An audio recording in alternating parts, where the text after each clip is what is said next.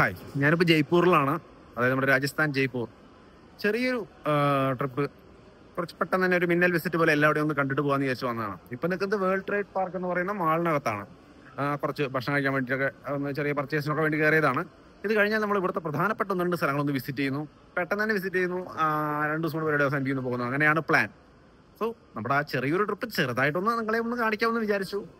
രാജസ്ഥാനിലേക്ക് വരാൻ ഉദ്ദേശമുള്ള ആൾക്കാരുണ്ടെങ്കിൽ നമ്മുടെ അനുഭവം ചെറുതായിട്ടൊന്ന് കാണിക്കാം, കണ്ടു നോക്കും. ഞങ്ങൾ ആദ്യം നേരെ എത്തിച്ചേർന്നത് ഞങ്ങളുടെ ട്രൈഡൻറ്റ് ഹോട്ടൽ. ഞങ്ങൾ ആ ഹോട്ടലാണ് ബുക്ക് ചെയ്തിരുന്നത്. നമ്മുടെ ജൽമഹൽ എന്ന് പറയുന്ന അവിടുത്തെ ഒരു പ്രസിദ്ധമായ ഒരു വ്യൂ സംഭവമാണ്. അപ്പോൾ അത് കാണുന്നതിൻ്റെ ഭാഗമായിട്ട് അതിൻ്റെ മുമ്പിലുള്ള ഹോട്ടൽ തന്നെ എടുത്തത്. അവിടെ നിന്ന് എല്ലാ മെയിൻ ഏരിയകളിലേക്കും അടുത്ത് തന്നെ ഇത്തിരി സൗകര്യമുണ്ട് പോകാനും വരാനൊക്കെ. അതുകൊണ്ടാണ് ആ ഹോട്ടൽ എടുത്തത്. ആ ഹോട്ടലിൻ്റെ വ്യൂ ആണ് നിങ്ങൾ ഈ കാണുന്നത്. അത്യാവശ്യം നീറ്റ് ആൻഡ് ക്ലീനായ അടിപൊളി ഒരു ഹോട്ടലാണ്, ഒരു വിഷയമില്ല. ഞങ്ങൾ പെട്ടെന്ന് തന്നെ ചെക്കിനും കാര്യങ്ങളൊക്കെ വളരെ പ്രീമിയം ലെവലിൽ തന്നെ അവർ ചെയ്തു.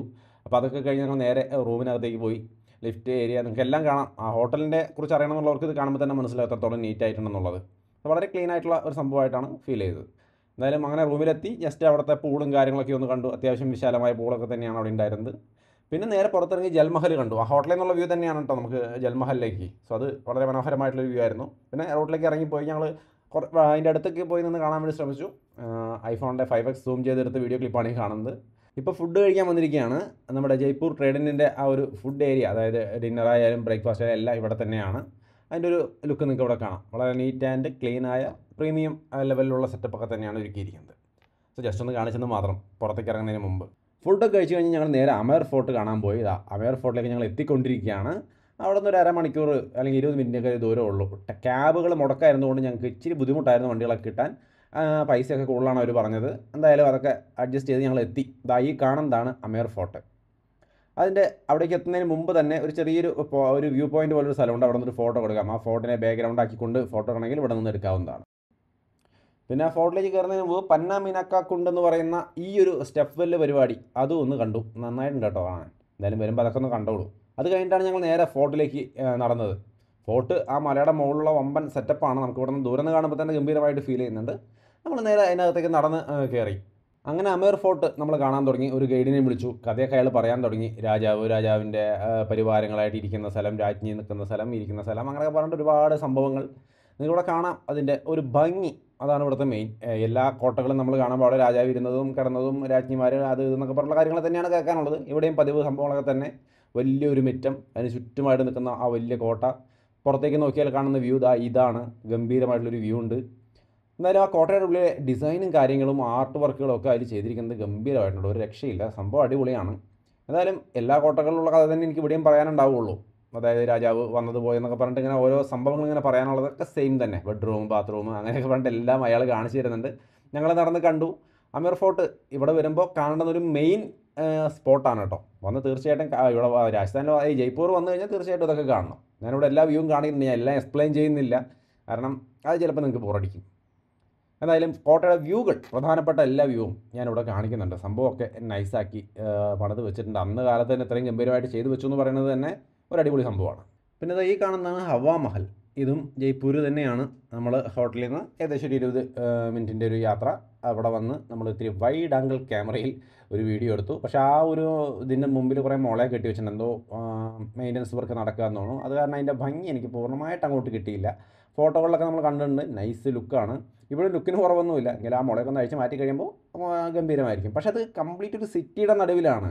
ഭയങ്കര ഷോപ്പുകളും കാര്യങ്ങളൊക്കെ ഉള്ള ഒരു സിറ്റിയുടെ നടുവിൽ ഇങ്ങനെ ഒരു സംഭവം. അതുകൊണ്ട് അതിൻ്റെ ആ ഒരു ഭംഗി പൂർണ്ണമായിട്ടും ഒന്ന് ഫീൽ ചെയ്യില്ല. കണ്ടാൽ ഇഷ്ടപ്പെടും. പക്ഷേ ആ ഒരു സിറ്റിക്ക് നടുവിൽ ഒരു ക്രൗഡിൻ്റെ ഇടയിൽ ഇങ്ങനെ ഒരു ബിൽഡിംഗ് നിൽക്കുമ്പോൾ എന്തായാലും നിങ്ങൾക്ക് കാണാം ആ സിറ്റി വ്യൂ. ഈ ഒരു ലെവലിലാണ് അത് നമുക്ക് കാണാൻ സാധിക്കുക. സംഭവം അതും ഞങ്ങൾ കണ്ടു അവിടെ പോയിട്ട്. സോ അവിടെ വരുമ്പോൾ ഇതും കാണാൻ മറക്കണ്ട. പിന്നെ അടുത്തതായിട്ട് ഞങ്ങൾ പോയത് നഹാർഗാഡ് ഫോർട്ട് എന്ന് പറയുന്ന ആ ഫോർട്ടിലേക്കാണ്. അതായത് ഒരു മലയുടെ മുകളിലാണ്. സൺസെറ്റൊക്കെ കാണാം എന്നുള്ള ഐഡിയയിലാണ്. ആ ഒരു നല്ല ഒരു വഴിയിലൂടെ നൈസായിട്ട് നിങ്ങൾക്ക് ഇവിടെ കാണാം. ആ വഴിയിലൂടെ ഞങ്ങൾ അങ്ങനെ കയറി ചെന്നു. അങ്ങനെ ആ ഫോർട്ടിനകത്തേക്ക് ചെന്നു. ഈ കാണുന്നതായിരുന്നു അതിൻ്റെ എൻട്രി. ആ വ്യൂ നിങ്ങൾക്ക് കാണാം. ഈ കാണുന്ന തരത്തിലാണ് ആ കോട്ടയുടെ അകത്തെ വ്യൂ. ഇവിടെയും കഥയിൽ വ്യത്യാസമൊന്നുമില്ല. രാജാവ് ഇരുന്നതും നിന്നതും നടന്നതും കിടന്നതുമായ സ്ഥലങ്ങൾ. അതുകൂടാതെ രാജാവിന് 9 ഭാര്യമാരുണ്ടായിരുന്നു. ആ 9 ഭാര്യമാർക്കുള്ള റൂമുകൾ നിരത്തി വെച്ചിരിക്കുന്നു. അതിൻ്റെ പിന്നിലൊക്കെ ഓരോ വാതിലും വെച്ചിട്ടുണ്ട്. ഒരു ഹോളും ഉണ്ട്. അപ്പോൾ രാജാവ് ആ ഹോളിൽ കൂടെ വന്നിട്ട് ഏതെങ്കിലും ഒരു ഭാര്യയുടെ റൂമിലേക്ക് കയറുന്ന പരിപാടി, ഇങ്ങനെയുള്ള കഥകളൊക്കെയാണ് അയാളോട് പറഞ്ഞുകൊണ്ടിരിക്കുന്നത്. പുള്ളിക്കാരൻ ഇതാ കൂടുതലും പറഞ്ഞത്. എനിക്ക് തോന്നുന്നു പുള്ളിക്ക് രാജാവിൻ്റെ ബാക്കി കാര്യങ്ങളെക്കാൾ കൂടുതൽ ഇൻട്രസ്റ്റ് ഈ കാര്യങ്ങളിലായിരുന്നു തോന്നുന്നു. എന്തായാലും എല്ലാ കോട്ടയിലും പോലെ ഇവിടെയും ആ ഭാര്യമാർ താമസിച്ച സ്ഥലവും കിടന്ന സ്ഥലവും നടന്ന സ്ഥലവും കുളിക്കാനുള്ള കുളിമുറിയും അങ്ങനെയുള്ള സംഭവങ്ങളൊക്കെ തന്നെയാണ് ഈ കോട്ടയിലുള്ളത്. രാജാവ് രാജ്ഞിമാരുടെ അടുത്തേക്ക് പോണ സീക്രട്ട് പാസേജ് എന്നത് ഏത് രാജ്ഞിയുടെ എല്ലാ രാജ്ഞിമാരുടെ ഒന്നിലേക്കുള്ള വാതിലുണ്ടാവും.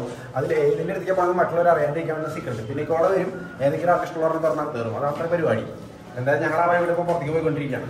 പക്ഷേ ഒരു കാര്യം മാത്രം വ്യത്യസ്തമായിട്ടുണ്ടായിരുന്നു. ഇതിൻ്റെ മുകളിലേക്ക് നമുക്ക് കയറാൻ പറ്റുമായിരുന്നു. ഇതിൻ്റെ ടോപ്പിൽ കയറുമ്പോഴുള്ള വ്യൂ എന്ന് പറയുന്നത് അതിഗംഭീരമായിരുന്നു.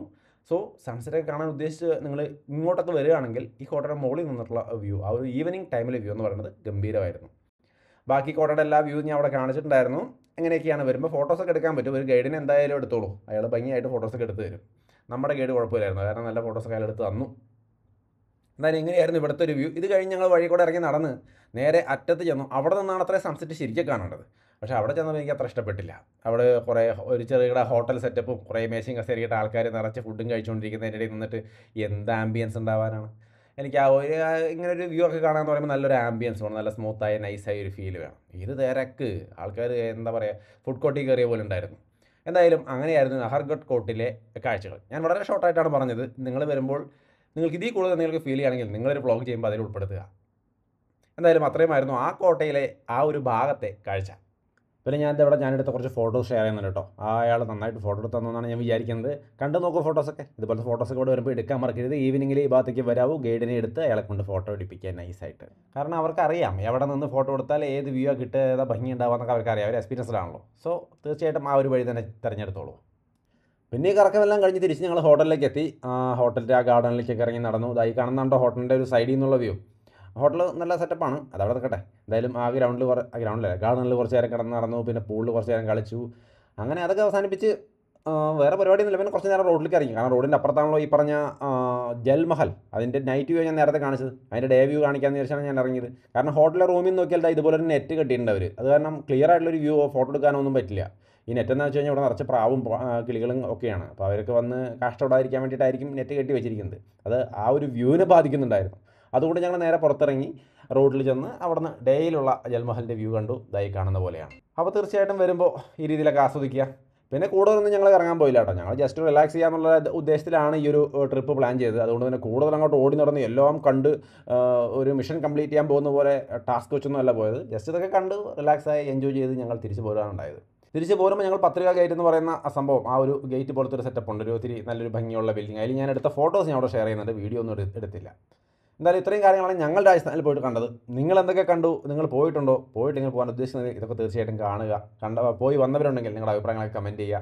സോ അത്രയുമാണ് ഞങ്ങളൊരു ചെറിയ ജയ്പൂർ ട്രിപ്പ്. സോ വീണ്ടും മറ്റൊരു നല്ല വീഡിയോയിൽ കാണാമെന്ന് വിചാരിക്കുന്നു.